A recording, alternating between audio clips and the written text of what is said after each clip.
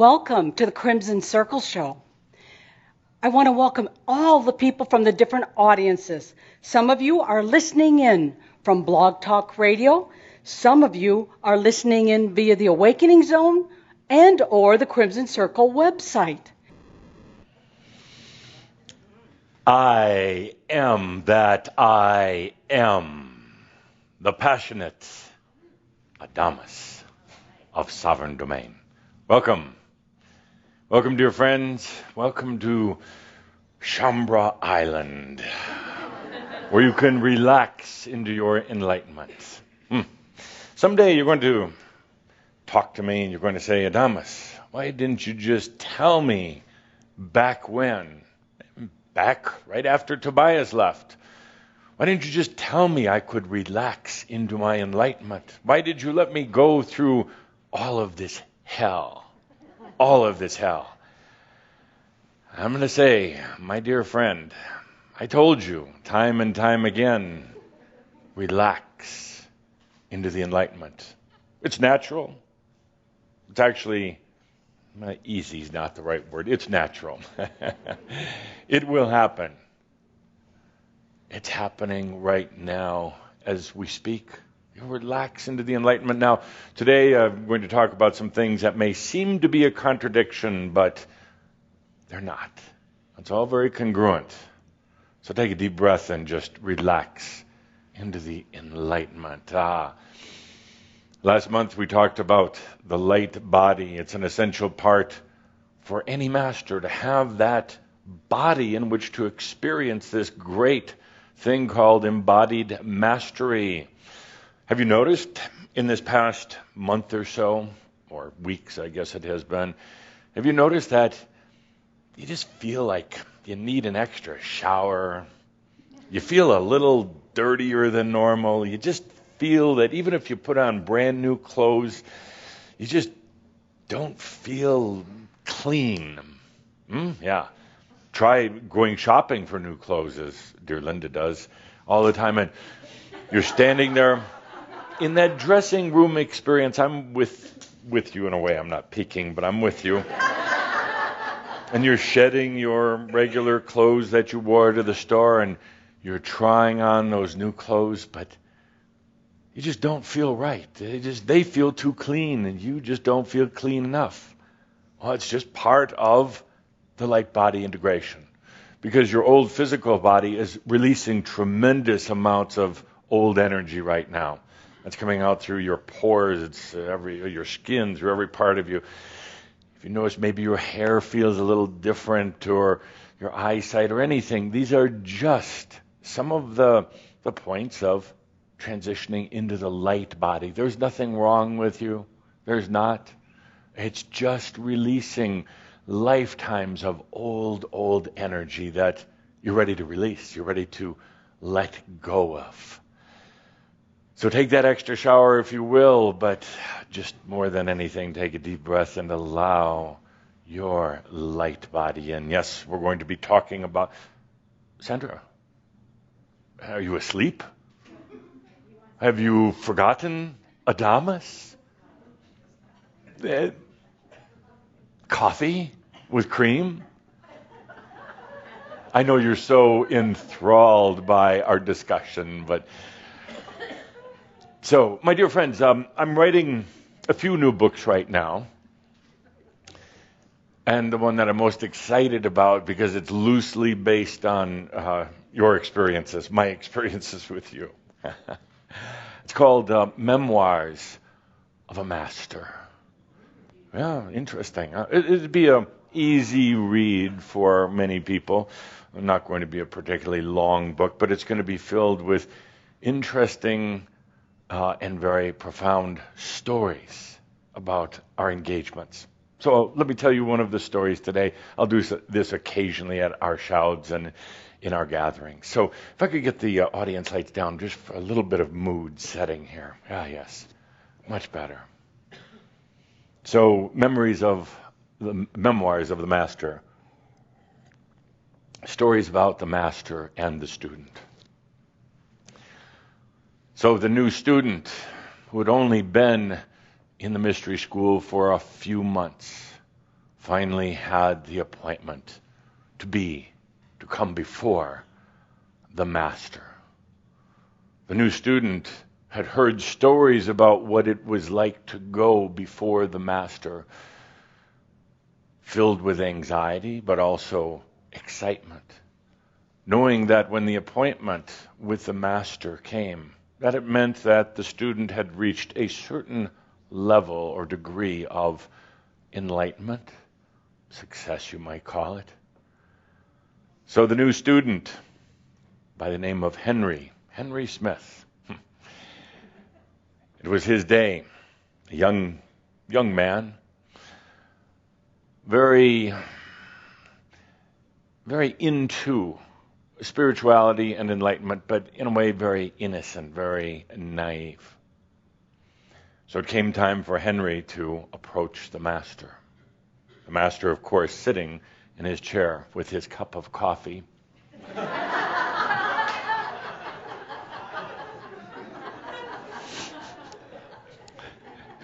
And Henry approached the master, a bit nervous, of course, but more than anything excited, because, well, this would be like getting a report card from when you were in school, getting an assessment, having your review with the master. Approach.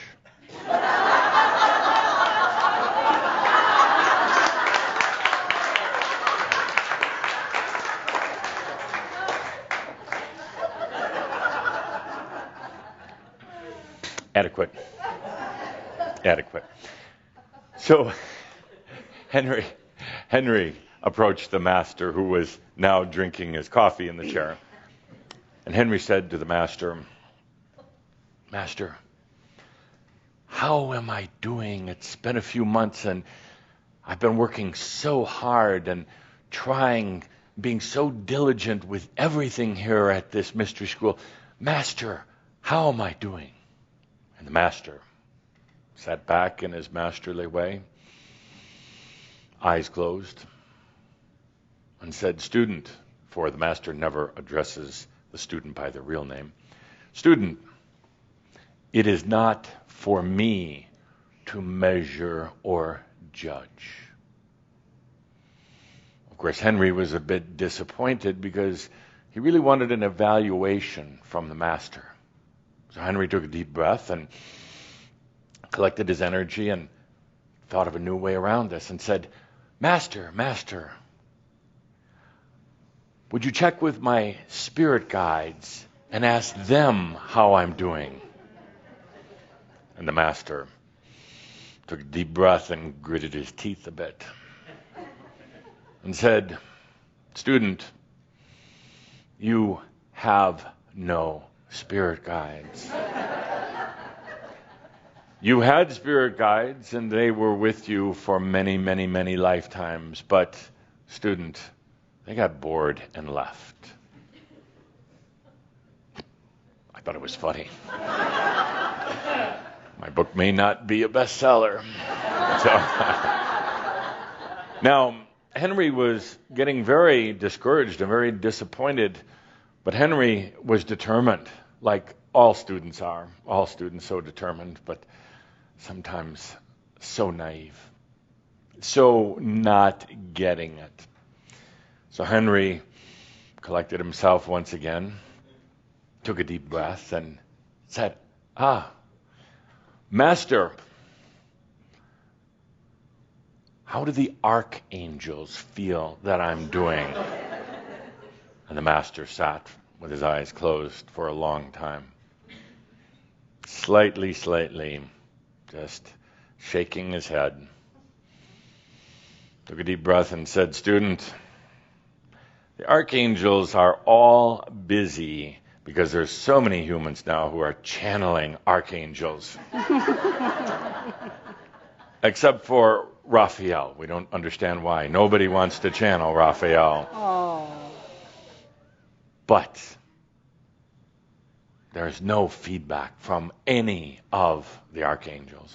Now, Henry was very, very disappointed by now, discouraged, distraught. Felt that there was a game going on, and he was being played with. But The student was so determined, so stubborn in a way.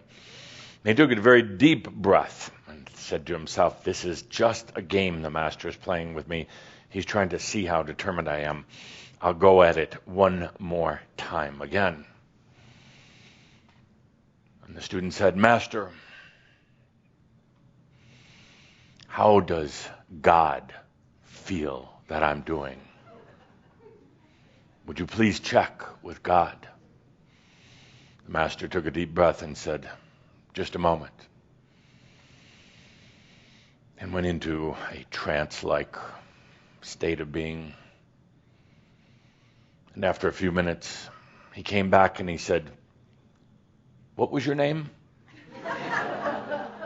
And the student said, it's Henry. It's me, Henry. Master said, give me a moment.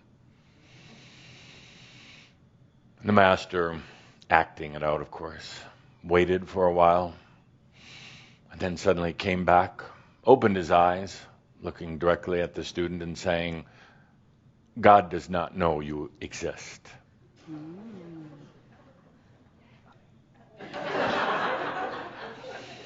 The student walked out, discouraged, distressed, and distraught. The next morning, packed all of his belongings and left the mystery school. He now operates an ashram where they work on the voice and connection to spirit, of course.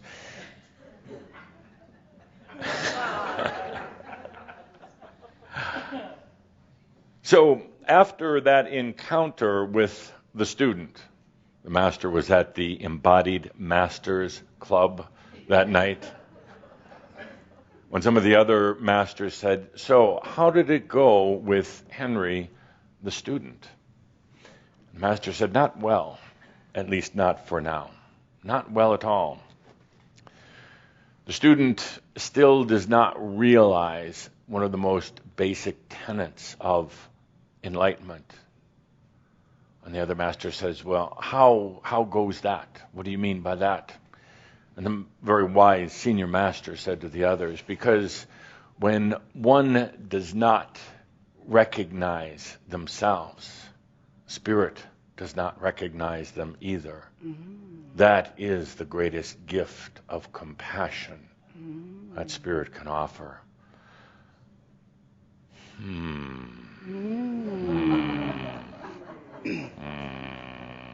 When you do not recognize your own existence, when you rely on others for measure, for assessment, to know whether you're doing right or wrong, when you do not see yourself through your own eyes and hear yourself through your own ears, spirit doesn't recognize you either. Spirit doesn't know you exist until the moment you know you exist, you see.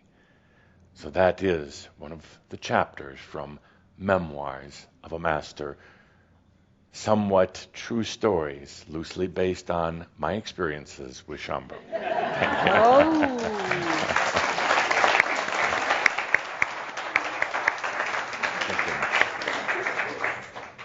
These aren't the type of stories that are necessarily going to have people cheering and applauding during the story.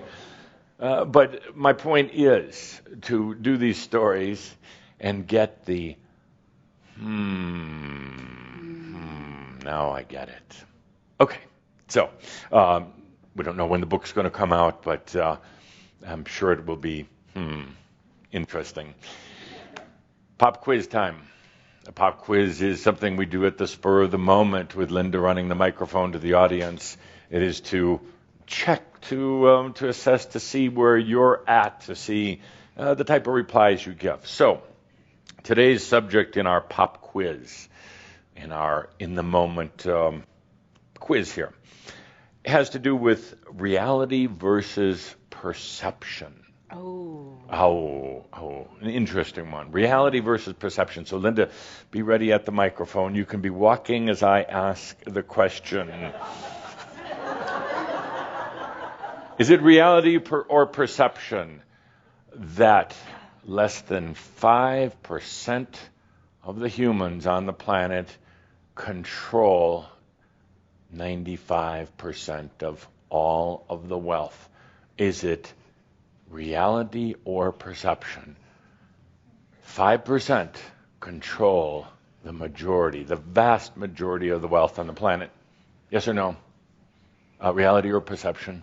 Reality. Reality. Would you mind standing? Yes. Reality. Reality. Why would you say that? Based on My own experience. your own experience. Okay. Good. Good answer. And Linda's indicating for everyone, please hold the microphone up to your face. Yes. Okay. Good. Okay. And there's no right or wrong in this. The point is reality or perception. It's actually perception. Perception. The fact indeed is that there was a very small number of people or families or governments that, or businesses rather, that control the majority of the finances on the planet. However, it's a perception. It's a perception as well, because just because she might have a lot of money, let's say she has 20% of all the wealth in the world, does not mean you can't have wealth, or you can't have wealth, or you can't have wealth. There is no limit or cap to the amount of wealth that this planet can have, whether it's in terms of your financial instruments, natural resources, or pure energy. There's no cap on it. There is the perception that certain people control it and other people can't have it. There's a perception that there is a limited amount of financial abundance on the planet. In that perception, people get stuck. I cautiously use the word control, that these 5% or less control. They don't control at all. They have. They have it. Others don't. There's nothing to say that you couldn't have it, that you couldn't have it, you couldn't have it. Nothing at all. And no matter how much they might want to control their number of, their percentage points, their number of dollars or euros in the bank, they can't. They can't. So, my dear friends, the reality is, yeah, that's kind of the way it is right now. There's a few who have more than others, but there's nothing to say that each and every one of you could not have exactly what you chose, and more so, what you allowed. So, reality versus perception. Good. Next question. In North America and Europe, there is more pollution now than there was 15 years ago. Reality or perception?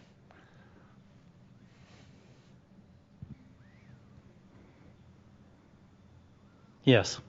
Yes. And based on? Based on scientific data.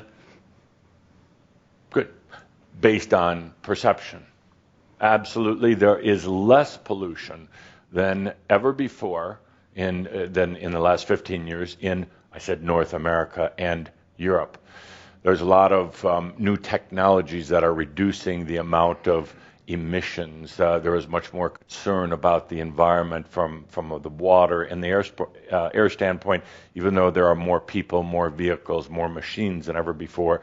The level of pollution is going down. Now, globally, not necessarily, because there are China, other India. countries that are adding a lot, but I specifically said North America and Europe. So the reality is actually not, and the perception is, generally, when I ask this question, people say, oh yes, it's getting worse. I point this out because this matter of perception, making a statement without actually really knowing the facts, sorry to say, but also believing that all these evils, all these terrible things are being done without looking at actually what is being done. Now, at the same time, while there is a huge interest in the environment, because you all realize that this planet, with its 6 billion humans, can really only handle about 10. And you're rapidly approaching that number. So there has to be more concern about the ground, the air, the water, the animal kingdoms. However, It's also subject to a tremendous amount of control and manipulation. It's a fertile feeding ground for those who are into control, and often without really even knowing anything about the subject. Not referring to you, of course, Dave, but to others who are environmental fanatics and using numbers, using information that's actually not true. It's a type of control. It's just one more thing that I add on my list of hypnosis and mass control. Actually, it is getting better in many places. Other places, they have a long way to go. They're harming themselves, their own people, and there's really not a consciousness. But particularly in Europe and North America, there is a consciousness, and it is changing things. Perhaps not fast enough, what you would like. Perhaps there are still those who don't have the consciousness of this planet, of this body that you live on. But it is coming. But also at the same time, be aware of your perceptions, what's real, what's not, what's control, or what's hypnosis, and what's not. Good. Next question along the same lines. Is there more or less crime right now than there was 15 years ago? Major crime. More or less.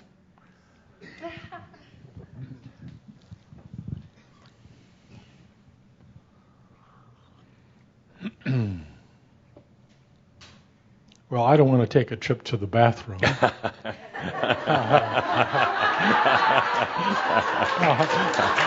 Feel free. And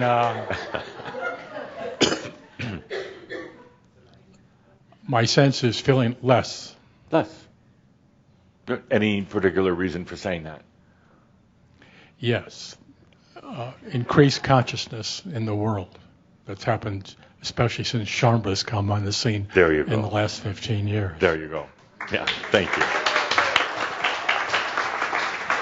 There sometimes is the feeling that there's more because of things like the internet and news and blogs and the very, very rapid communication. But in what you call the more developed countries, there's actually less crime. You're correct. And other places, once again, crime is still rampant. But consciousness will be the thing that brings that to a better balance. Now, while I say that, there's less statistical crime in most of these places than there has been 15 years ago. However, at the same time, there's more potential for what you would call catastrophic crime, terrorist type attacks, and with the sophistication that what you call terrorists, those who don't regard other people's lives, those who would kill for large numbers of people for their own personal cause. There's more potential than ever before for that to happen because of technology and because of determination that they have.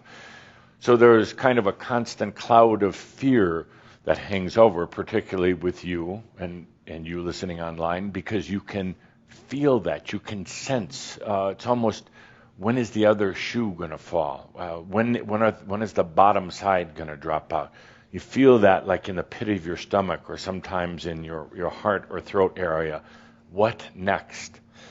It's a difficult way to live, always worrying about what next. And I ask you simply to take a deep breath and live your own life as best you possibly can, as consciously as you can. Not even trying to stop those who would have their political, religious, or financial agendas, but to live your own life in the highest form of embodied mastery. That is what will make the biggest difference on this planet. That's what will add the element to consciousness that's missing in so many places. As I've said over and over again, the greatest thing you can do for this planet, actually for this universe, actually for all of creation, is to be the master that you truly, truly are. So let's take a deep breath with that. We go on and on, but my point on this is reality and perception. There are so many perceptions When you really start looking into it, the perceptions don't necessarily match the reality. But I guess one could say that everything, no matter what, is perception. So I ask you to look at your own perception. Your perception of the world, your perception of your place in the world, your perception of enlightenment, your perception of what it takes to allow the enlightenment, the embodied enlightenment. There's still a lot of perceptions right now that you have to work hard or suffer. That's ingrained in that little room, almost like a tiny little closet in the house of human consciousness. A little tiny closet stuck way off on the side has the word enlightenment barely legible on the door. And in that little tiny storage place, this is where the basis of enlightenment or consciousness is. It's very close also to a much, much larger room called religion and another large room called philosophy. But in this little tiny, tiny closet, stuck over on the side, a consciousness of enlightenment, what that is. Now, we played the game before in our gatherings and our workshops where I say, what is enlightenment? And after doing that for a number of years, I stopped asking the question because there were really no good answers. There's some bad answers, but very few good answers. And ultimately, the real answer is it's a feeling. Enlightenment can't really be defined. I guess you could define the net result of enlightenment, what you get as the human part, a better life, a healthier body, more happiness, although happiness is a really bad perception. Some funny things about happiness. But this whole thing of enlightenment is about perception also, the perception of what you have to do. In this little closet hidden away are a few of the known masters who have achieved enlightenment. But their stories, as we've talked about, are not so good. They're filled with suffering. They're filled with hardship, a lot of loneliness, a lot of angst. And at the end, perhaps you could say a total breakdown or death. Not such a good perception to have.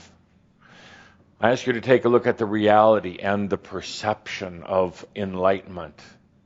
I ask you to take a look at then the feeling that you have about enlightenment. It's this thing that is above all other things in most of your lives. The most important thing, the reason you came here to this planet. But yet there's still an odd perception about it, a perception of how hard you have to work and all the philosophical, religious, and spiritual studies that you have to do to get there. And such a feeling, so often a feeling of being incomplete, unfulfilled, unsatisfied, or just not knowing the answer. The perception that there's still something wrong. There's still something you haven't figured out. Many of you go to bed at night saying, there's still something I'm not getting, like this is a test or this is some sort of maze that you have to get through. Still saying to yourselves, what is it? What is it? I'm just not quite there. Days that you feel you're making some progress, so to speak, but so often saying, what am I not doing right? The thing that you're not doing right is thinking about enlightenment, your perception of enlightenment, your perception of what needs to be done and what you're going to be like in enlightenment. My dear friends, there's really nothing that you have to do other than allowing, but that's perhaps one of the most difficult things that a human will do. Because there's such a tendency to say, I need to keep working at something. I must have to do something like meditate or chant or douse myself in oils or one thing after the other. There's part of the human consciousness that just can't accept the fact that you can just allow the enlightenment. You don't have to force it. You don't have to work at it. It's not a game of power whatsoever. You don't have to push it. You don't have to wrestle with it. It's not something that the demon or even the darkness or even Satan is keeping from you. The darkness, your darkness, actually is hoping that you'll allow it, because it will free that darkness. It will free that suffering and that deep wound within. So perception, reality, perception and the reality of enlightenment. As the Ascended Masters would say, the perception of enlightenment so far from what it truly is, the reality of enlightenment so very close, as in right here, right now. Okay, let's take a deep breath. Moving on. This is our last channel gathering in the Discovery series. So the question is, today with Linda at the microphone once again, the question is, in this series, this past 11 series, what have you discovered? And I will need the writing board up here, if you wouldn't mind. What have you discovered? And Linda, anybody? We've had this Discovery series. In a way, you chose the title, not me. What have you discovered? And it can be something, what you would say, happy or sad, good or bad. It doesn't matter. But what have you discovered about yourself? Thank you, gentlemen.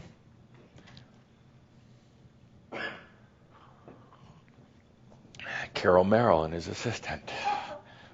Good. Yes. What have you discovered, Edith? I have had lots of very excellent reminders that I am, and that I exist, and that I am a creative grandmaster. Sounds good. What does that mean? Let's bring it into that funnel. Let's distill it and give me about less than 10 words. What have you discovered? I am that I am. Good. And you've discovered that. Well, I had reminders. We've been working on it forever. Yes. Yes, we have. Oh, yes. Where did the reminder come from? You. Did it come from you? Yes. Did you ever wake up in the middle of the night and go, "Gah, I finally get it"? No, I sleep very well at night. Okay.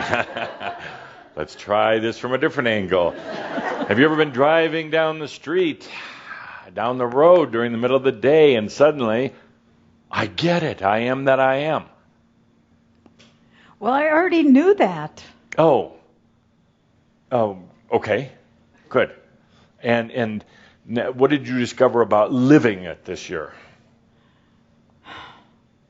Too much to talk about here. Okay. One thing?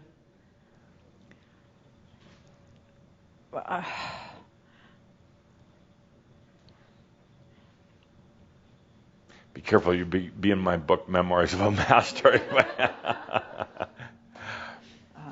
Edith, you're an icon. I'm like David, I don't want to go to the restroom. Yes. We could go together if you want. Edith, you are an icon. Yes. I just had good reminders. Because I don't know what to tell you. I mean, I can't say I don't know. Let's see. We're teetering right on that natty edge. We're teetering. Joy. Joy, thank you. I was just about to say anything. This is a very, very true statement. The master. When the master is in doubt, when the master can't think anymore, just fake it. Make up anything. Say anything. Joy. I love it. Thank you. Now, does it feel good to say joy? Yes. Did you discover any joy this year? Much joy. Thank you. See how easy it is? 2 words. Much joy. Okay. Much joy. Much talk. Okay. Good. You're in my book.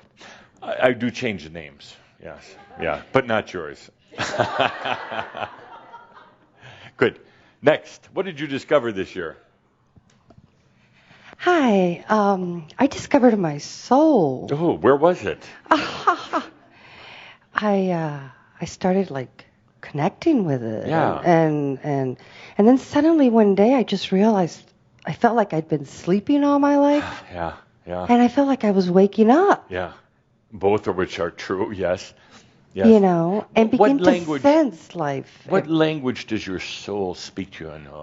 Spanish or French? No. Most souls speak French, you know. I'm a little biased. It's more of a feeling. It's more of a sense. Okay. It's more of a knowing. Yeah. You know. Yeah. And then it kind of like I've been breathing my soul into my body more and more and more, and I feel I'm beginning to integrate, and I'm very excited. It's like suddenly I feel that I can see the light at the end of the tunnel, and that it is possible that I will become enlightened in this life. Yeah. And you know what? What would keep you from that? You say it, light at the end of the tunnel, but you know what? What? It's it's not a train, but it's maybe there's another tunnel and another light after that. And maybe that light is just like a street light type of thing. I don't think so. Are you sure? Oh, I'm sure. Because haven't you gone through this before? A lot of light at the end of the tunnel, a lot of getting close. But I have never been through this before. Okay. Well, I like the way you say that. I love that passion. Stop me. Yeah. Yes. And I really want to take the opportunity to thank you. Because I've done so little. No, you have. You have guided me through this, and thanks to you, I'm beginning. Oh gosh, it's just all you doing it. It's all you. Not just me. I can't take any of the credit. But much of Award. Shara. So it's a whole bunch of us, and we're beginning to Oh, that's all. You don't need to say more. Anyhow. Okay, Adamas. Thank you. Thank you. So, Thank can you. I get a hug from you? Sure. Anything else? Oh. A kiss. Thank you. Good. We have to master laughs. Has to laugh. Good.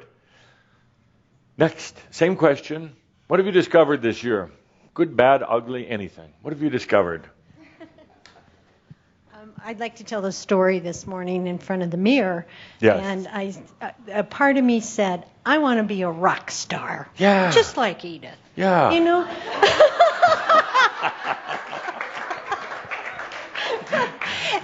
Look what you've created for yourself, Edith. Now, there's people all over the world watching you right now, and they love you. And I'm very serious. They love you, Edith, because you represent so many the questions and the perils, but yet the breakthroughs and the beautiful innocence about this awakening. They see what you've gone through, and they've seen the ground that you've broken. So truly, you are an icon and a rock star. Yes. So then...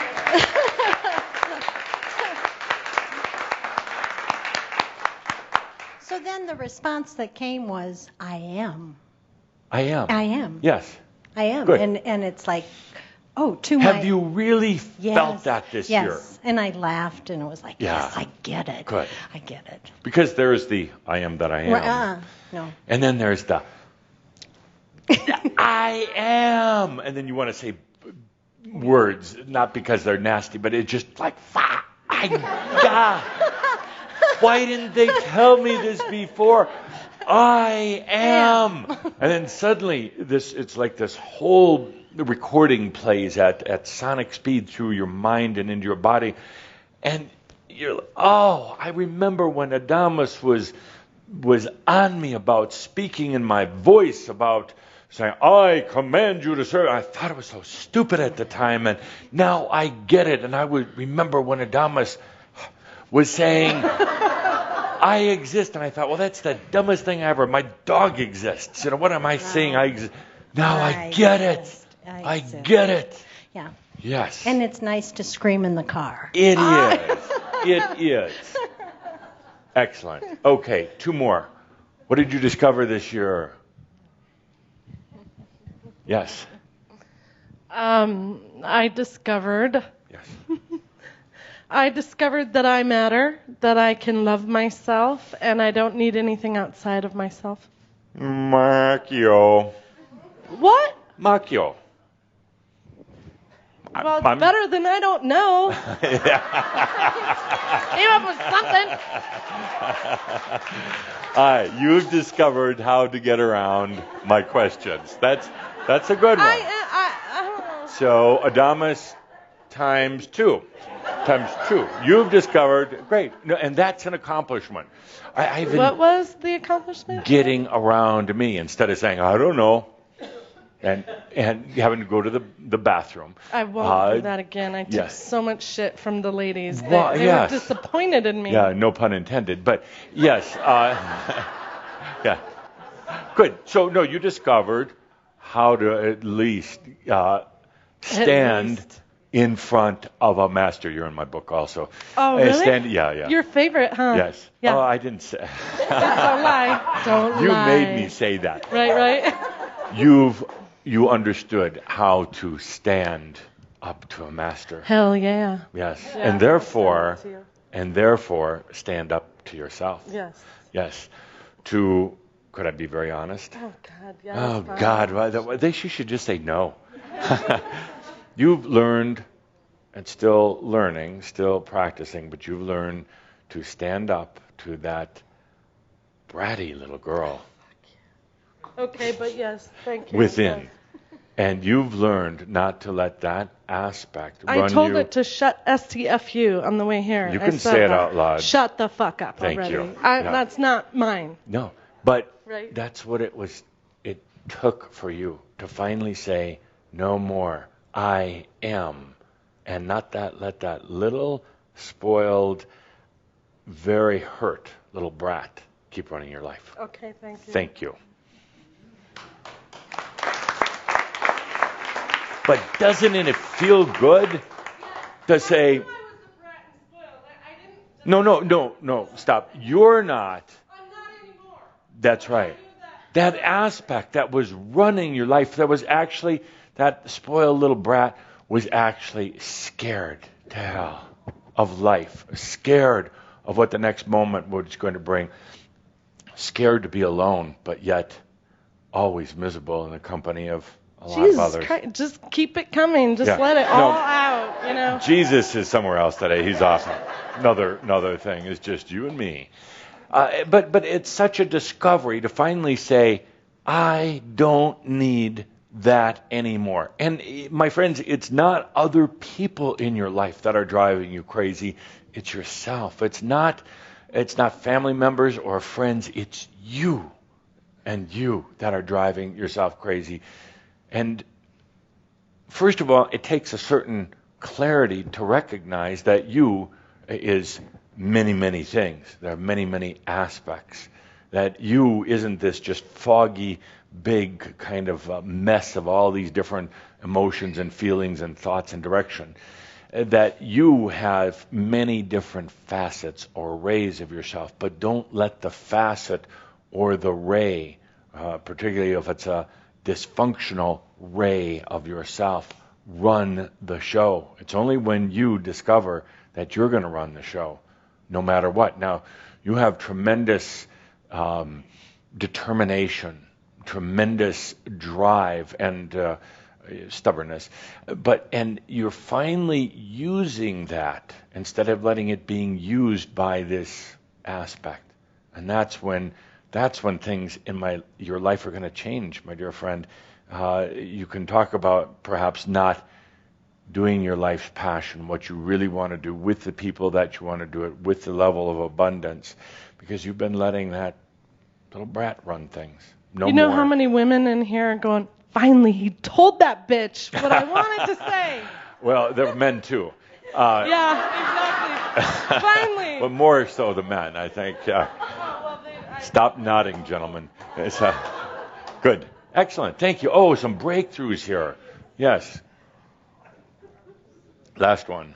What did you discover? The convergence. Convergence. Good. I like that one. And what did you discover about it? What converged? So, to describe it, if there were two paths and they're coming together. Yes. So the human on one, and the rest of myself on the other one. But the paths are coming together. The first thing is you become aware there's another path, but you're aware they're converging. Yes. And you don't have to run over to get on that path or have that. They're going to come together. Now they are so close enough that you can hold hands with the other path. Yes. It's so great. Yes. And at first it was you were holding hands in that realm.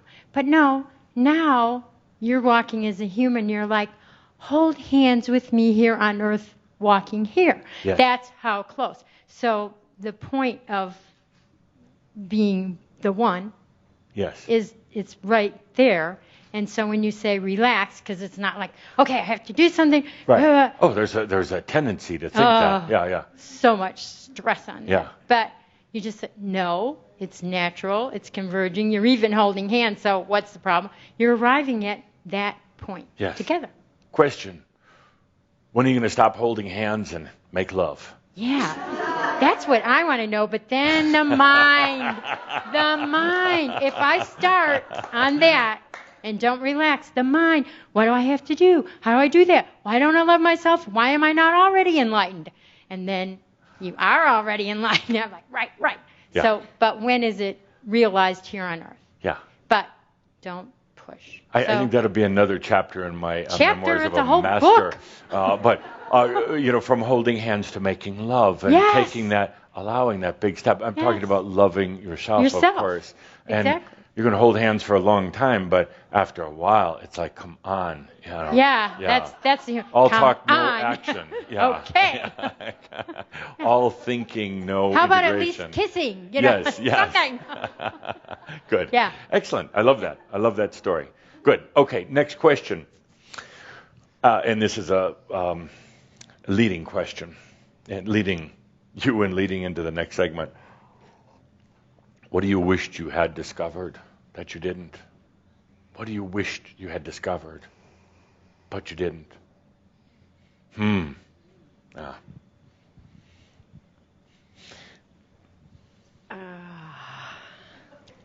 it up. Fake it. I wish I had discovered what I discovered sooner. Yeah, I like that. Yes, kind of Zen-like. Yeah.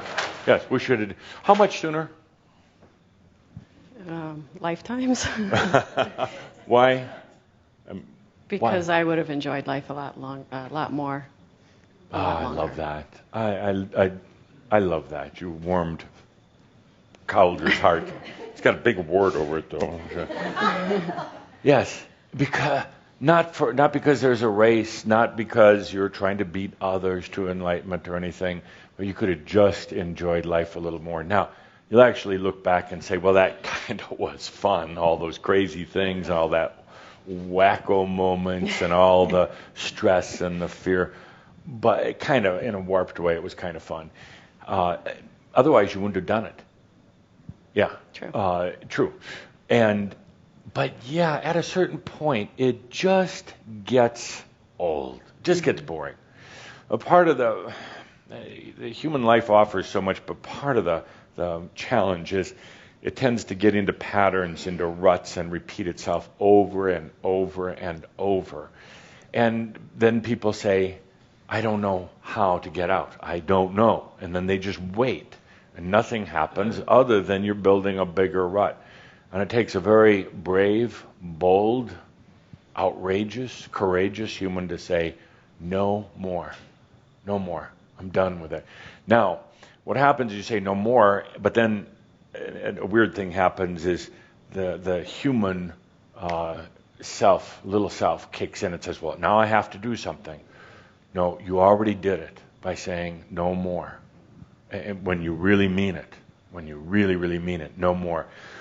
It changes your entire, you could say your quotient or your ratio of consciousness. The amount of consciousness that you're able to tap into and use in your everyday life. That is like a great big magnet that attracts energy, brings energy in that automatically changes all of these things in your life. Now, a lot of times the little human says, yeah, but it didn't happen like that. Well, no. Sometimes it does it in a graceful way. Sometimes a lot of other energies and a lot of other dimensions, and also with a lot of other people, have to realign. But the true master takes a deep breath and says, my job is done. I had that deep commitment. I said no more. And therefore, I expect that everything is going to change and I don't have to do anything other than to enjoy my life. Yes. So great. So please, yes, enjoy your life. Yes. Thank you. Absolutely. Thank you. What would you like to have discovered in this discovery series? Because you still have the opportunity. We've got about 47 minutes left to discover it. What do you wish you had discovered? She's only the messenger with a microphone.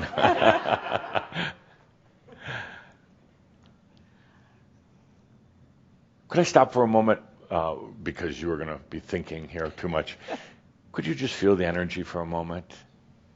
It's almost tingling. It's so beautiful, so real in here, and hopefully everybody watching in as well. Yeah. Okay. I wish I would have discovered my freedom sooner. Freedom. And what would you have done with it if you had discovered it? Anything and everything. Right, good. Any reason why it took so long? Old stories, old patterns, old habits, old chains that I was still buying into. Taking care of a lot of other people. Yeah. Yeah. That's a tough one. Taking care of a lot of others. It's called delayed enlightenment. I'll wait until I got everybody else taken care of. Well, all you're going to do is attract more needy people in your life with that kind of perception. And you're going to be taking care of a lot of folks and really delaying, procrastinating, or whatever, your own freedom. And ultimately, that's what enlightenment is, freedom. I refer to the higher self or the golden angel or whatever. It's really just the free self. And the human as kind of the little self, the trapped self. And the funny thing is, you can be either one just by taking a deep breath and choosing. But most people won't. They won't take a deep breath. They'll think about it. They'll think. And then they'll want to consider, well, let's see, my little human self, my free self. They'll get into this mental quagmire, and they'll never do it. They'll think they did. I've had people that have come to some of our Shambhar gatherings in this lifetime that in previous lifetimes thought they made a choice. And then they're angry with me because they say, well, it didn't happen, it didn't work. And another chapter in my Memoirs of a Master, but, well, you actually never made a choice. Oh, they say, yes, I did. I made a choice. I made a choice for abundance. It's like, no, you thought about abundance. And you maybe dreamt a little bit of abundance. But your perception was that everybody else had the money and you didn't, and you weren't free, and they were taking advantage of you. So you never really made a choice. You thought about it. And you kind of thought how nice it would be, but then you walked out the door of the mystery school, of the class, whatever it was, went back to your old ways. So freedom, it comes with making that choice. Mm-hmm. Yeah. And so I'm glad it's a hard thing, letting other people go. Truly hard, and I truly understand. Having them take responsibility for their own lives. And all of you have been so programmed into having to take care of others and of course look out for everyone else first. It's a very, very old but strong dynamic on this planet. And there's a feeling of guilt when it says, no, take care of you. Spend the money on you. Take the time for you. Love you. And then there's this immediate thought that comes in, yeah, I'll do that a little bit more than I've been doing. It's like, no, you do it fully or forget about it. Because otherwise, you're going to be miserable. You're going to be trying to take care of others. You're going to be trying to take care of yourself and failing at both. Do it all out. Thank you. Yeah, and now I'm a lot of new things are starting to open up for me since I've made that choice and I've left my old life. Yes. New passion is bubbling up inside of me, and new opportunities, new doors opening, abundance. I've got it made. And then the thought is, why didn't I do this sooner? Why didn't I? Yeah. And the tough one is, the other part of that is that you start doing it and the abundance comes in and the opportunities and everything else, but it can be a little lonely because there's still, most of the people that you associated with are still in that other dimension, that other consciousness. It's a little lonely, but that's changing as more and more people are calling themselves on their makyo and understanding when it's real distraction and finally just allowing it, their freedom. Absolutely. Freedom, still the biggest issue facing this planet, biggest issue. And people talk about the word freedom, but very few really understand what it is. They think freedom is the ability to shop at one store versus another, or have this kind of job or that kind of job. That's not freedom. That's not freedom. Freedom is loving you, taking responsibility for you, and just allowing. Yeah. Good. One more. What do you wish you had discovered this year, but you hadn't?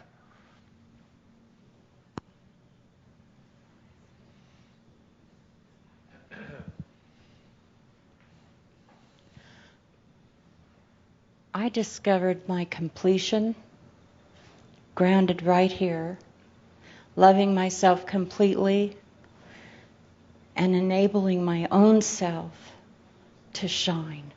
Okay, what didn't you discover? I don't. What do you wish you A would tantra do? partner. Tantra, oh, that's good. Yeah, tantra partner. Somebody to share with energetically. Yeah. Any volunteers? They're all too shy. No, that's actually very, very good. This was about discovery, and we got into talking about the body and the biology. To have a partner to share that with, incredible. So part of the issue is that I just addressed over here was the loneliness, a bit of it, because there's still not a lot of beings who are ready.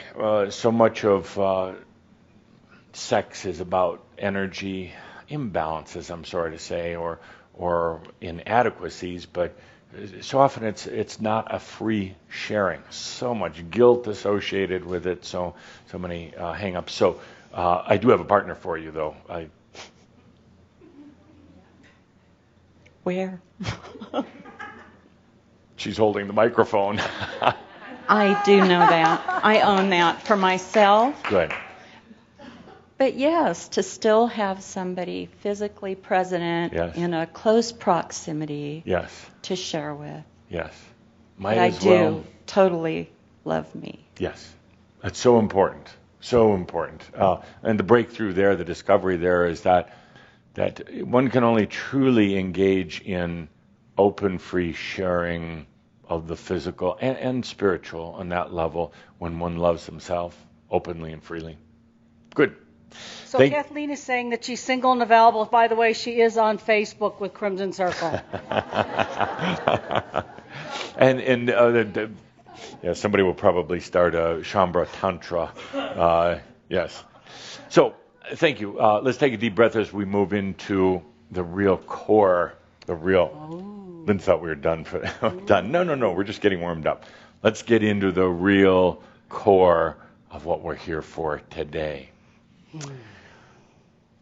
This was a discovery series, and a lot of you discovered different things. A lot of it's still mental. It's still floating around up here. I exist. But you haven't felt it. You haven't really experienced it to the point that it'd be like making love to yourself. It'd be like a mass physical, spiritual, and mental orgasm. And if you didn't discover that this year, well, you got about 36 minutes left to do it. Part of the issue, challenge perhaps, is mediocrity, complacency. thinking about enlightenment rather than being in the passion of it. There's a word that I'm going to be putting in the Schomburg dictionary, a word that may sound a little familiar. The word is keiko, also spelled or pronounced keho. But I prefer keiko because somebody's going to take the word keho and make fun of it and turn it into something. Yeah, you. I don't have to be psychic to know. Shortly after, she said, doesn't that sound a lot like a-hole? So just for you, I had to create a new word. Keiko. Okay-ho. Okay-ho. Keiko. Keiko is passion. Keiko is deep and meaningful. Keiko is almost explosive. And what so many of you didn't discover this year, in spite of all the wonderful things you might, is keiko. Keiko is that passion that is within you, but you've cemented it over. You've sealed it up. You've put steel doors on it. You've hidden it. You've suppressed it. You put it down, and then you thought too much so that it seemed to vanish. Keiko is that deep underlying, that passion that goes so very deep that you're afraid to let out. Keiko, deep inner truth. It's a lion that's roaring, but you've learned how to suppress it. You learned how to put it down, turn it into a kitty cat at best. And then say that you're spiritual, say that you want enlightenment, when all the time, because you've suppressed keiko, you end up focusing on things like abundance and partners and your damn health and everything else. You have hidden this keiko, this deep feeling, because if you hadn't, you wouldn't be sitting here. You'd be out dancing in the parking lot while the rest of everybody sat in here. You would have so much fire and passion and enthusiasm that you couldn't contain it, hardly contain it in that body. The keiko would drive those demons out of your mind, those aspects away from you, that deep passion. But instead you've settled for complacency, mediocrity in enlightenment. We'll take a few steps each month along the way. We'll learn a little bit more. We'll discover a little bit more. And I say, hell no. It's about that, letting that passion out, letting it come forth. There shouldn't be anything in your life that's more important than your freedom and your enlightenment. Not your job, not your family, not your children, not your health, not your status, not any awards on your chest. Nothing is more important.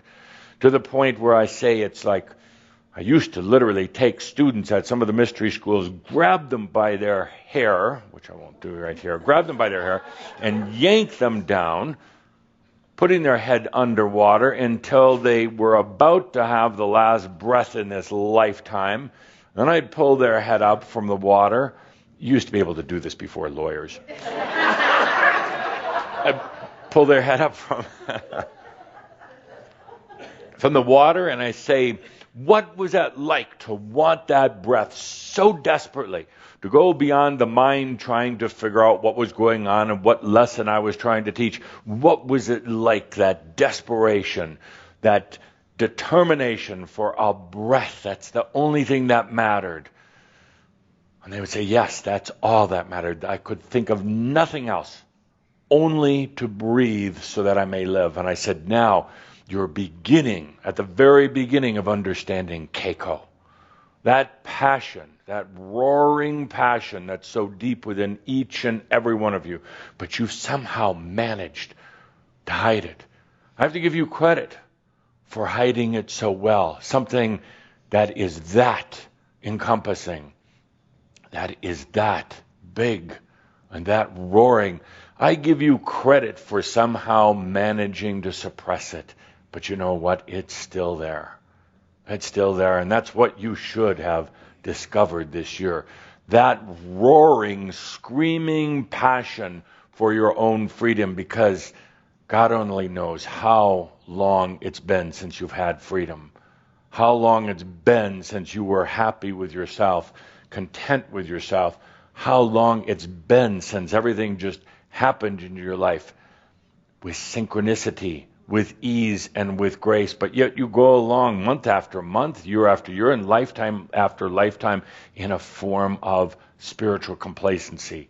I often wonder if that complacency, that mediocrity with yourself, is worse than no consciousness whatsoever.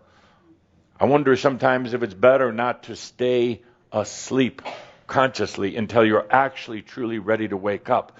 Because what steps could be more miserable than little ones into enlightenment? Those little steps are the ones that hurt, that are painful, that cause all these emotions and feelings and confusion. That mediocrity, that putting up for something less than full freedom and enlightenment is what's making the path and the journey so difficult. None of you have to tolerate that. There's nobody controlling you. And if you think there is, take a look at your perspective. There's no one stopping you from enlightenment. There's no one holding you back. Not even mass consciousness. Not at all. It's complacency. It's willingness to just plod along. My dear friends, it hurts. It's painful. It's painful for me to watch. It's painful for me to have to come up with new antics every month to try to distract you, to try to get something going. Keiko is a passion that will have nothing else other than its own fulfillment. I ask you to take a good deep breath and feel into that. Let it come forth.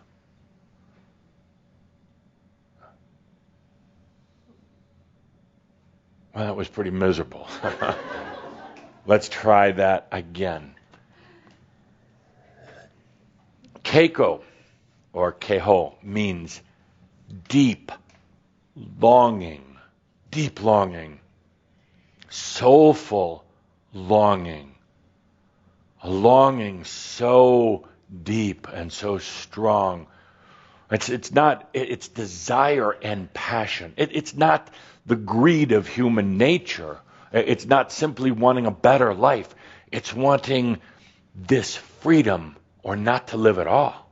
Not to live. And how many of you have been so bold and courageous to say, I do not care about living another moment if it's not in freedom. I don't care if I die. And you shouldn't. You shouldn't. The freedom should be more important than all of these rules and regulations and complacencies and thinking and what if. I would rather die in this moment than live another moment in limitation. That's how it should be, but none of you that I can see are there yet. You think about it. You think you've made a decision and a choice about enlightenment and freedom, and my dear friends, it is so thin. It is so without passion. It is so into thoughts and thinking, into pondering things, and into plotting, into compromising, into complacency. It is much easier for me to look beyond the deeds of humans who are not awake, who haven't had at least a taste of spirit and of freedom. Much easier for me to overlook their imbalances, their weaknesses, than it is for me to look in the eyes of some of you who know better, who've been sitting in these classes for ages and ages, who call yourselves teachers, who think you're spiritual, but yet, where's the Keiko?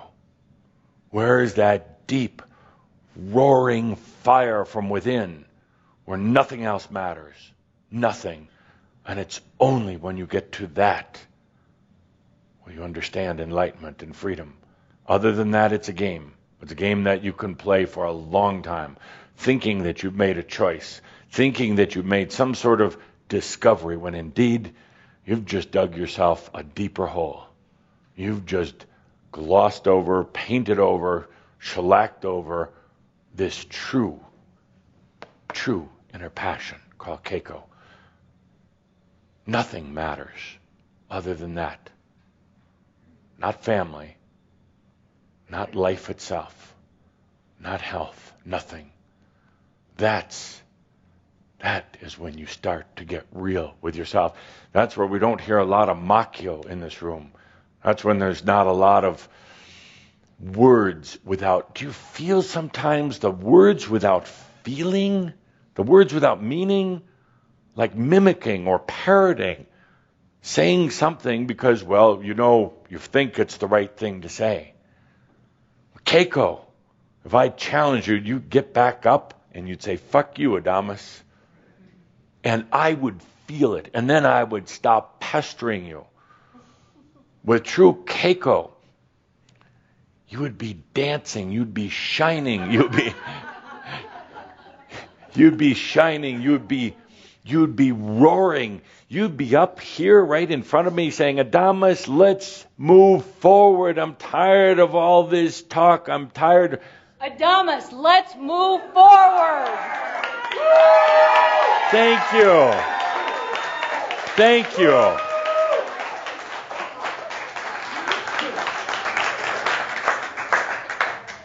Freedom. Freedom. No, it's freedom. Like that. I hear that now, and I hear your big words. But when are you really going to mean it? I hear, oh yeah, freedom, fuck you, Adamus. But when are you really going to say it? And when are you going to say it to yourself? It's one thing to tell me to fuck off, but to tell yourself. To tell yourself. With passion? Kinda not really. Now, kinda not so much. It was suppressed, it was hidden, it was... Fuck you, I did say it, okay? I Stop, that's that little girl screaming at me. I want to hear you scream at me. What do you want me to say now? Shut the fuck up already. I like that. I like that. And didn't it feel good? It feels great. I love to say that. No, STFU. I really like to say that when I'm drinking and smoking at the same time. That's okay, living. Somebody get her a beer and a cigar. Up here. Come on. Come on. Come on. Yeah. Okay. So now, Keiko. Keiko! Keiko! It's got to be like karate chop. Keiko! It kind of is. I saw me doing that. It kind of is. Yeah. Yeah, go ahead. Just really, really do it. Keiko! Keiko! Hiya! Say the...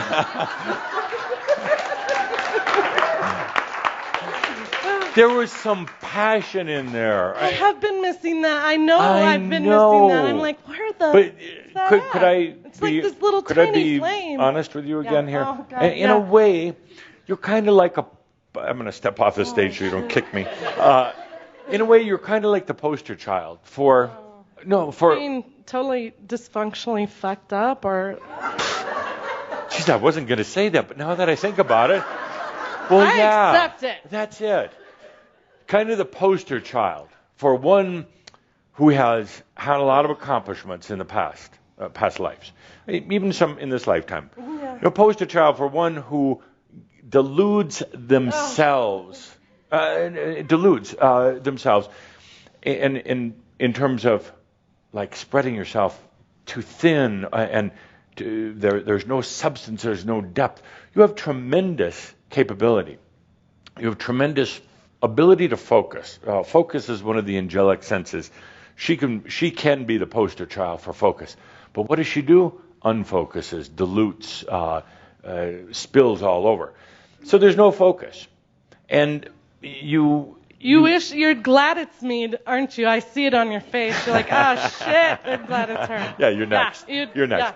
Yeah. So you defocus. And then you tell yourself you got too many problems and life's been too tough and you don't know what to do. You tell yourself all the time, I don't know. Yes. Yeah, and then you hope I didn't hear. I do. I keep score. You're going to my book. What you lack, my dear, is one thing.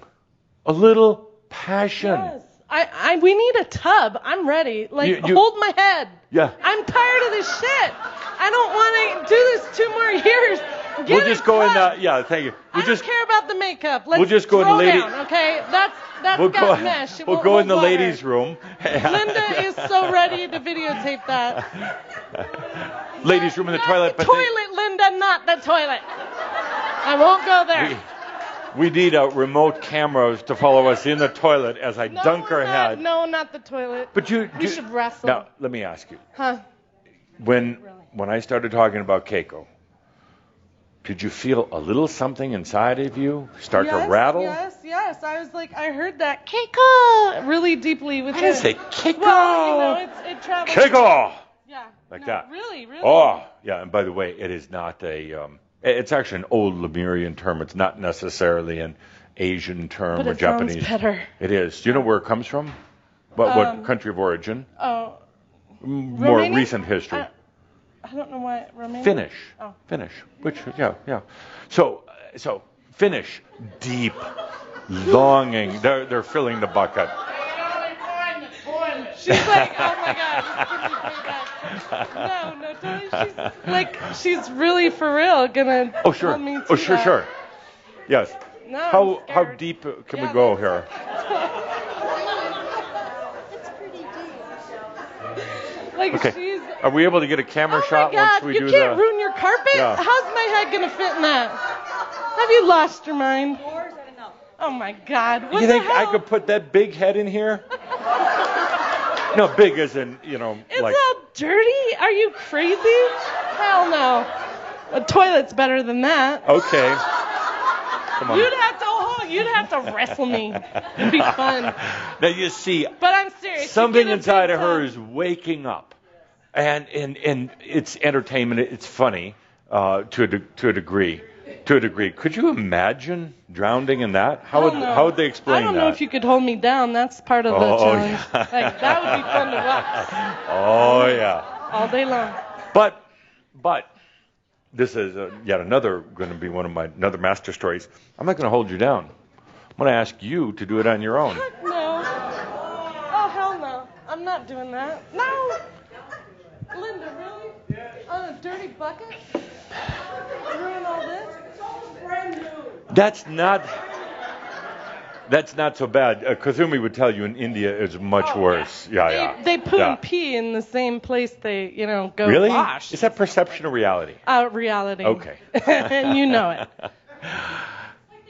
Okay. So, dear Carrie, dear Shambra, that passion. Now, we touched on it a little bit here, but the chances are, the probability is that when we're done with the day, you're going to walk out that door and light a cigarette and go have a beer. You're going to walk out that door and say, gee, that was a lot of fun today. I can't wait for next month. And then go back to your old ways of doing things. Go back to mediocrity and complacency and excuses and allowing that little brat to run your life. You just told me I got past that. That was so last year now. I'm like, Discovery Series, but then 5 minutes. after you sat in the chair for a little while, it came back. Bullshit. But no, say bullshit like bullshit. You mean it. Like you mean it. Good. Bullshit. Okay, so thank you. That girl's dead. Thank you. Yes. No dirty bucket. Question is, does that mean you're just supposed to tell people off when you feel like it? How many say yes? Just let it fly. Oh, thank you. How many raised their hands? Okay, so we don't have enough Adamus awards, but you should have brought more. So we have everybody raising their hand. See Linda for an Adamus award. Yes. Oh, the three of you. That's exactly how many. No, there's 12, 15 more. Let's take a deep breath. The question is, and it's a very good question, you mean I should just tell people, what I'm feeling? Fuck off, to bite me? In theory, yes. Otherwise, you have this regulator, this suppressor that you have on. Otherwise, there's no Keiko. There's a bunch of excuses and there's a bunch of holding back. So, you can give yourself permission to say whatever you want to say. Now, that brings up some issues. Oh my gosh. Because you told yourself a long time ago, I'll never do that again. I'll never speak bad again. I'm never going to hurt anybody again. I'm going to always just try to blend in. I'm not going to create waves. I'm not going to get angry when I get on the phone with some customer service people. I'm not going to tell people exactly what I think. The reality is, now, yes, I would like you to give yourself permission to do that. I would. Now, the reality is you're just opening yourself up. And actually, if you have some anger, every student coming into enlightenment tries to suppress their anger, but learns just get angry. Just let it out. Now, again, you right away thought, well, what if I go and kill all these people? Well, you're not going to. You're not going to. You have too much consciousness to do that. But you say, yes, but Adamus, you don't see the thoughts I have in my mind. Oh, yes, I do. Yeah, that's why I'm wearing a bulletproof vest. But it's negotiation you have with yourself. Well, I can't let myself get angry, and enlightened people don't get angry. I beg to differ with you. Every master that's come before you goes through intense anger. It's one of the 5 stages of enlightenment. Anger, and then... Beat themselves up afterwards? Beat No. themselves up afterwards? Then they're passionate and told people off. The question is, do they beat themselves up afterwards? Do they feel guilty? No. You know why? Because they don't end up doing it. They free up a lot of energy when they get into Keiko, when they say, I give myself permission to say exactly and to be exactly who I am. I give myself permission to do that without all these suppressors and controls on myself, without this whole perception of having to control. And then they give themselves freedom, and then they laugh.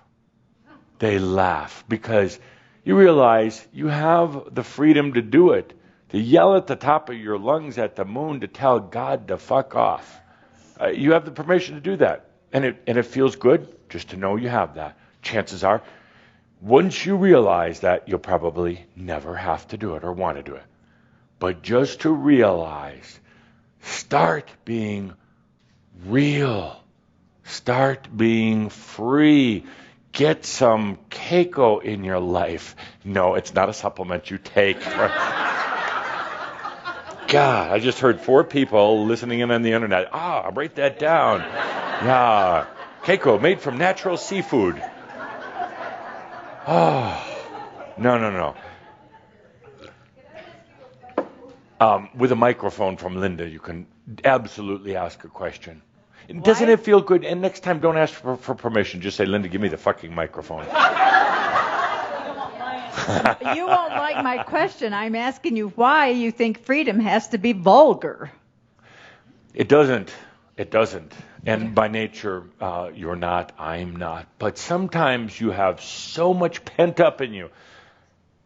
Don't let me pick on you, because you have a tremendous amount of pent up, suppressed energy. Trying to do the right thing, trying to, as we talked about last month, trying to keep other people happy. And it's all crap.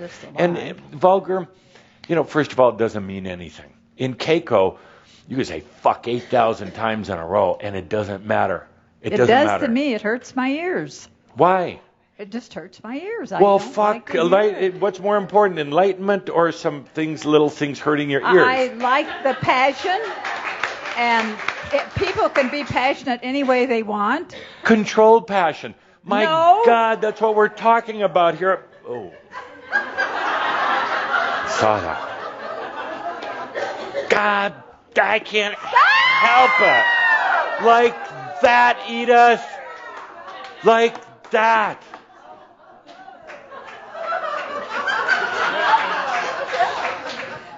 Edith. Passion can be beautiful and wonderful. It doesn't have to passion be can be beautiful and obnoxious and wrecking carpets. It doesn't have to be That didn't crap. wreck the carpet. Edith, I'm glad you're getting mad at me. Finally, my God, to get it out. But it takes me getting mad at you. This is not my natural state of being, to be in your face. But what does it matter?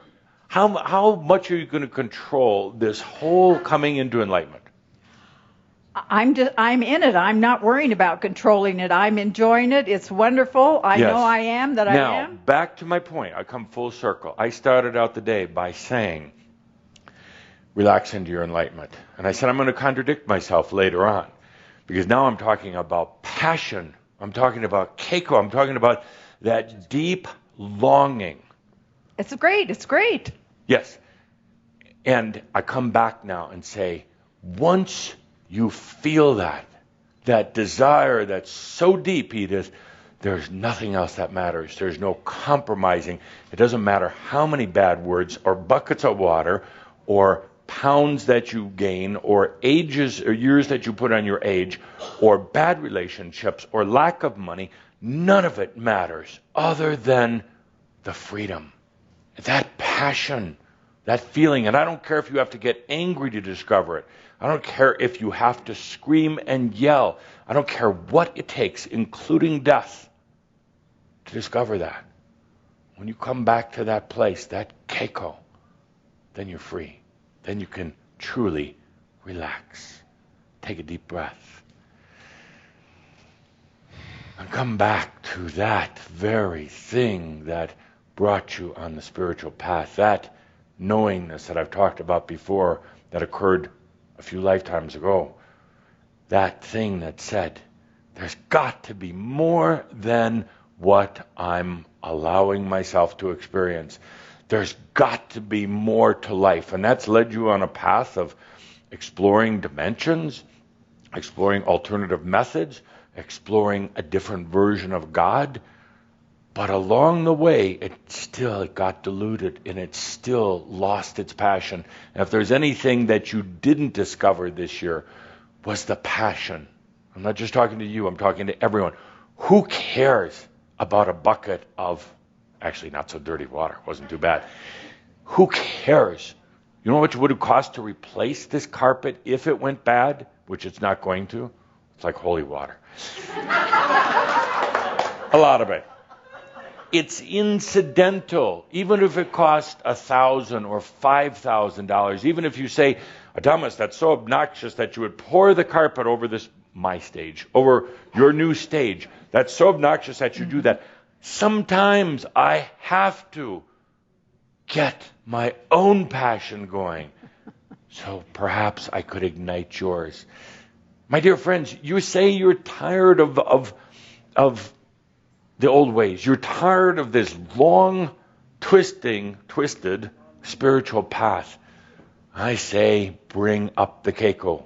Bring up that passion, but it's going to bring up your issues. And I'll tell you right now that you're going to negotiate. You're going to compromise. You're going to say, okay, I'll walk out the door and have a little bit more passion. And by tomorrow morning, you're going to have forgotten what we've talked about today. Yes. No. Yes. Patterns and probabilities, patterns.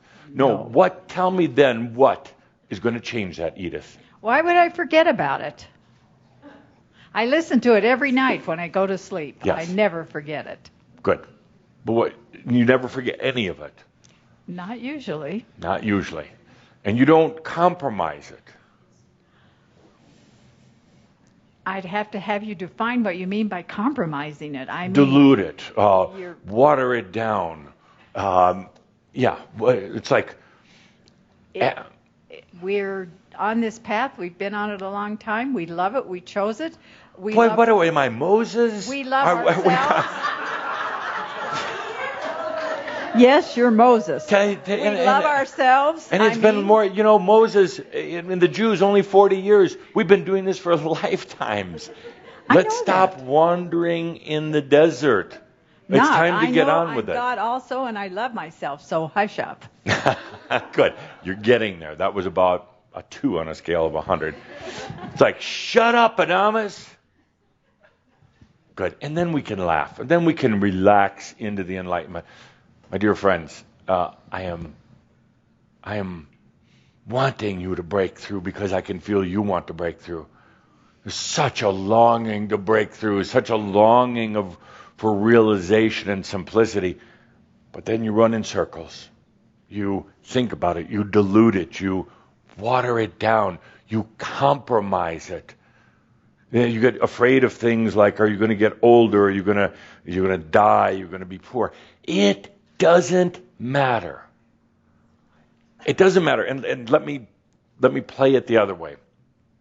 You're going to lose everything on the way to enlightenment. And you thought you lost a lot. You're going to lose everything unless you take a deep breath and you let this raging fire that's within you come forth. You don't have to worry about chopping off people's heads. You're not going to do that. But give yourself permission that you can if you want to.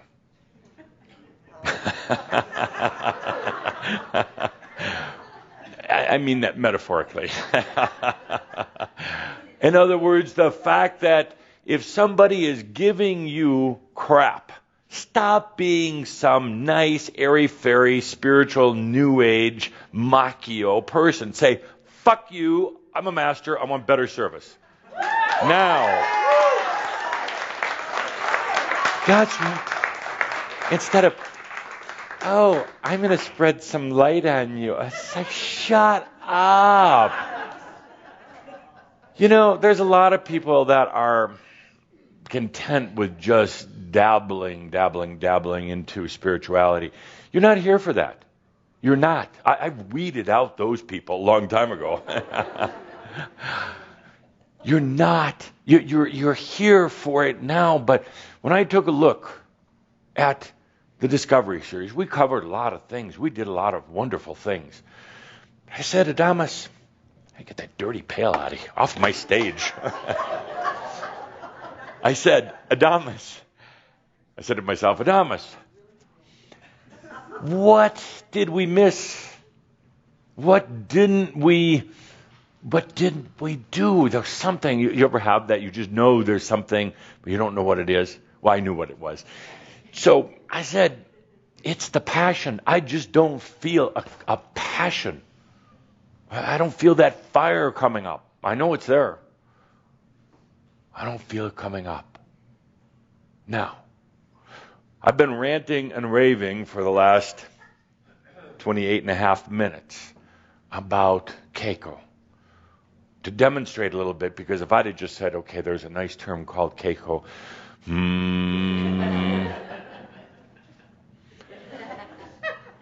I want you to understand, I want you to feel that within yourself. It's there. You don't have to go real far to look for it. You just have to give yourself permission to let that come up. Forget about if you're going to get angry. It doesn't matter. So what if you get angry? Forget about if you lose everything. So what? That's Keiko. So what if you lose everything? A few of you might actually be ready for that. And you know what? You don't have to. You just have to be willing to. Doesn't mean you're going to. You just have to be willing to. When that passion comes up, that will free you. So, I'm going to ask you to feel into it. We're going to do a little mirab. We're going to play some music for 14 and a half minutes. And I'm not going to hardly talk at all, so John can actually put the music up a little louder. This is not typical Mirab music. In other words, it's not just twinkly little music.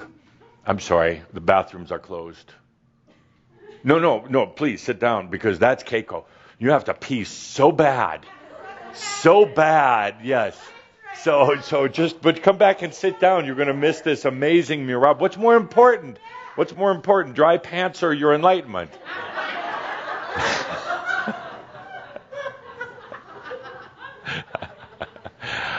Take a deep breath, good deep breath. And let's bring the house lights all the way down. Take a good deep breath. So the music that I picked is not typical Mirab music, but also it doesn't have to be loud and driving. It's got a little bit of sensuality to it. I want to ask you to feel into this fire, the fire of Keiko. Deep within, it's there. It's that thing that says, only the freedom. Nothing else matters. No excuses. No compromises. No holding back. Keiko.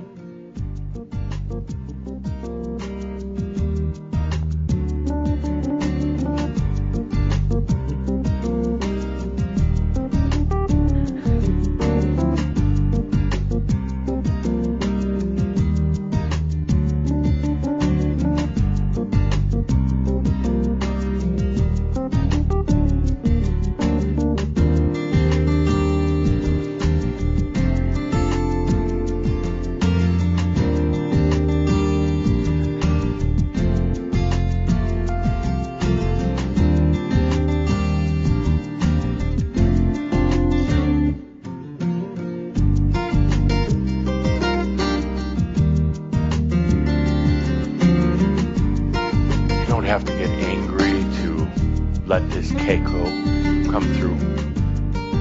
Sometimes it helps. You just have to be real.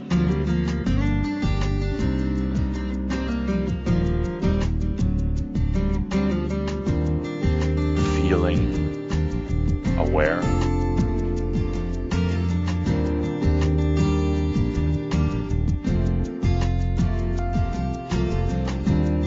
Music plays, I want you to just feel for a moment how much you've covered this up.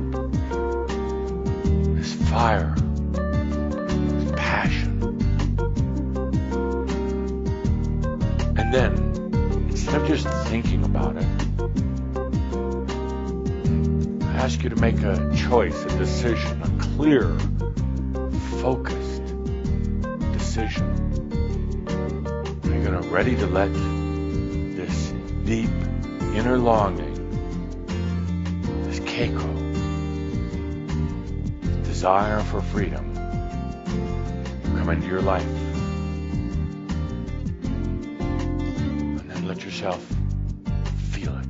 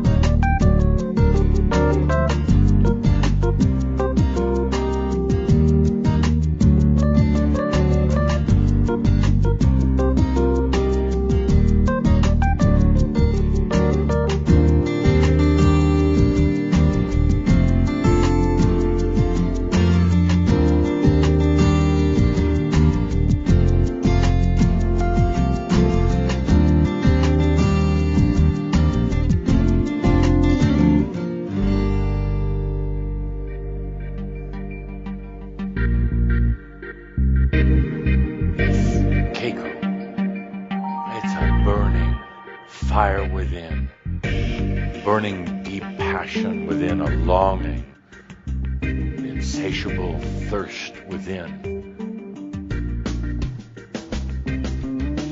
It's a passion. But it can be a fire that doesn't burn, a fire that doesn't destroy, a fire of transmutation out of complacency into passion, a fire that moves the energy that's been stuck for so very long, a fire that burns through the mind but without burning up the mind, a fire that opens things that have been closed for a long time, a cool fire when needed to be cool, a hot fire when it needs to be hot.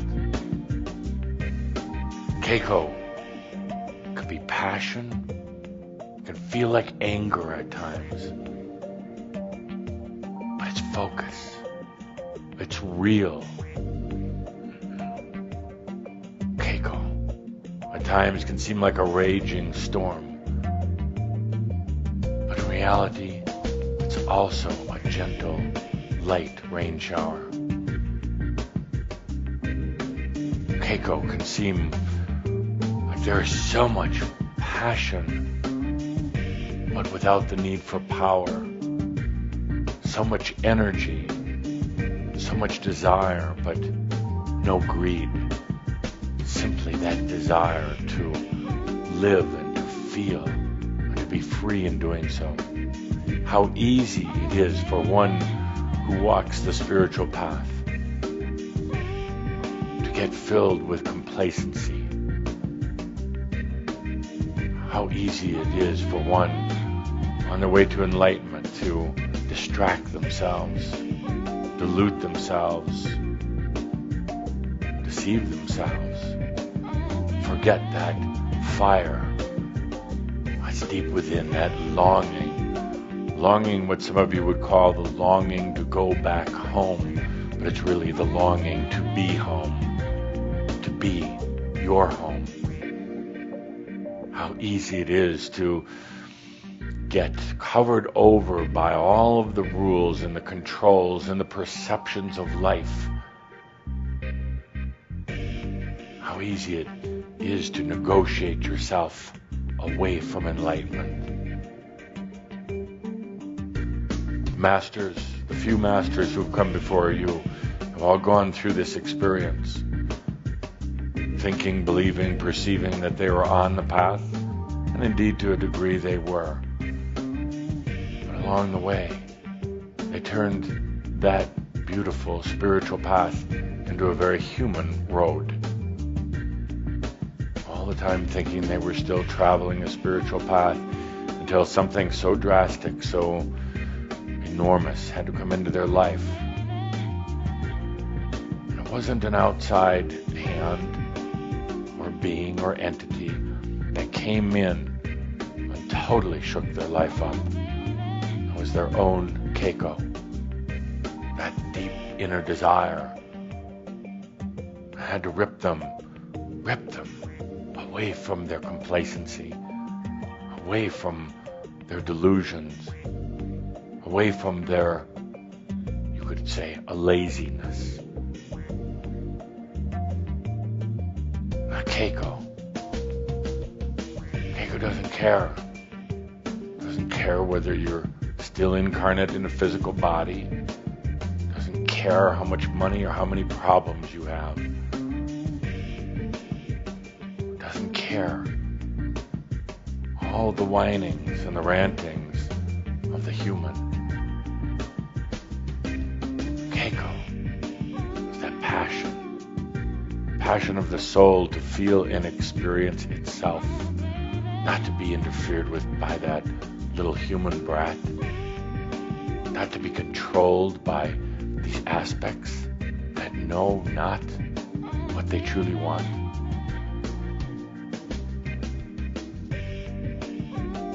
Keiko is a fire that is eternal. You've done a grand job in suppressing it, ignoring it, turning your back from it, but it's still there. just as much as it can be that very hot flame, very chaotic. It can also be the cool flame. It can also be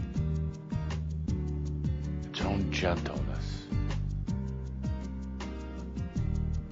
It can also be its own gift. Your Keiko is asking you right now. This deep longing within is asking if you're ready to move forward now. Ready to move forward even beyond reality and perceptions. Ready to move into your deep truth. Take a moment to feel. It's there. Are you ready to do whatever it takes?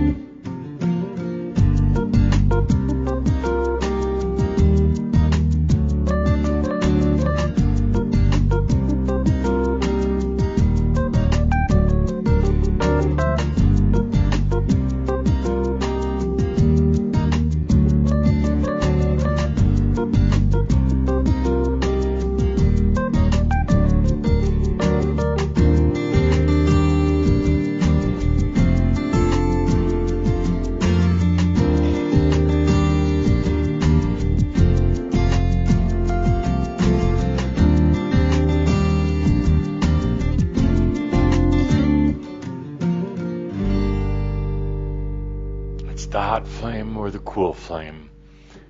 Bring the house lights up. Hot flame or the cool flame? It doesn't care. Whatever it takes. It's just a matter of you making a choice. You're making a choice. You're ready to bring back this passion. Ready to open it up. After you make your choice, that's it. But please, do make a choice. Don't just think about it. We don't need to come back next lifetime and be doing this again. And no matter what choice you make, either yes, you are ready, or no, you're not. Don't worry about it because, well, all's well in all of creation. Thank you. Thank you.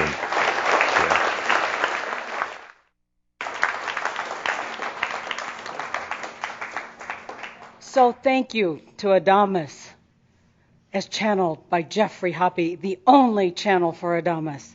And I invite you now to just stay for a moment more. Breathe into you and notice what was your choice. What are you choosing? Just breathe into that and take note of your choice. What feelings does it bring? What is it that comes with your choice? I think we can all reflect on that and breathe on that from now until forever. But Adamus's clarity was for us to make a choice. So celebrate that. Celebrate your choice. and celebrate being here with the Crimson Circle, enjoying Adama St. Germain, channeled by Jeffrey Hoppe. And we'll be back here in Louisville at the Crimson Circle Communication Center exactly 4 weeks from today, I hope. And whether you're listening on Blog Talk Radio, thecrimsoncircle.com, or the Awakening Zone, or watching at thecrimsoncircle.com, thank you for joining us, for being here with us, and for being here in your mastery. So thank you. Be well and celebrate. Thank you.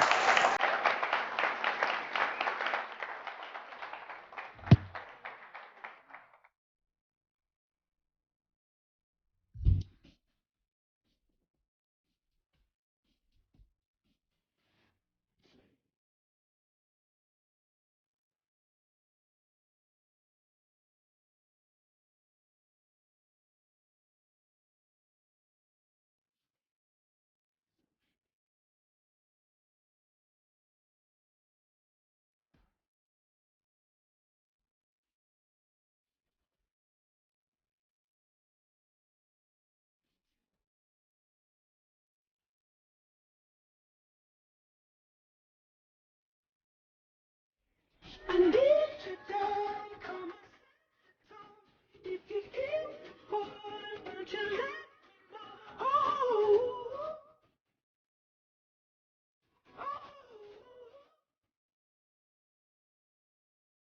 if you love me, come on, get involved. Feel it rushing through you from your head to toe.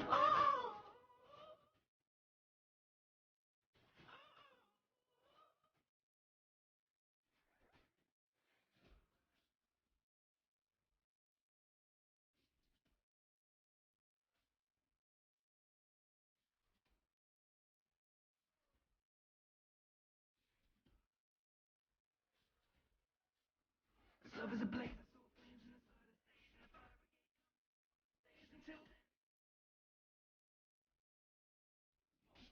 Let it go until I know the change. Singing we found love in a I told her my name, I said it's nice to meet you.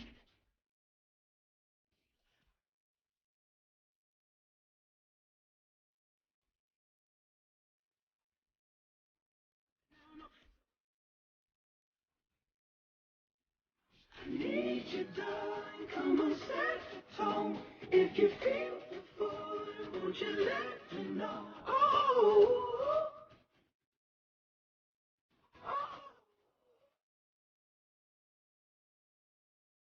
if you love me, come on, get involved. Feel it rushing through you from your head to toe.